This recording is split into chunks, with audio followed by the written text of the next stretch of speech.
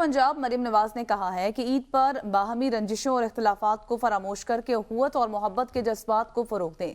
وزیر اعلیٰ پنجاب مریم نواز نے ملت اسلامیہ اور اہل پاکستان کو عید الفطر کی مبارکباد دی ہے۔ مریم نواز نے اپنے پیغام میں عید میں کہا کہ دعا ہے کہ عید کا دن ہر دن وطن عزیز کے ہر فرد کے لیے خوشی کا پیغام لائے۔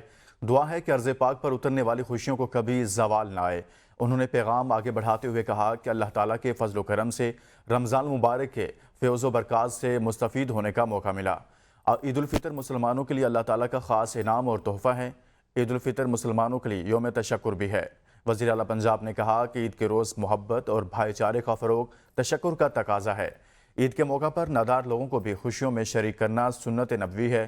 مریم نواز نے کہا کہ اپنے ارد گرد ضرورت مندوں کو جان کر مدد کرنا مستحسن عمل ہے۔ چھوٹے اور گھریلو ملازمین کو شریک کرنے سے عید کی خوشیاں دوبالا ہو جاتی ہیں۔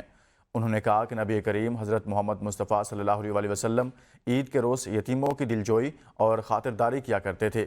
وطن کے لیے جان کا نذرانہ پیش کرنے والوں کے اہل خانہ کو عید کے روز خصوصاً یاد رکھنا چاہیے۔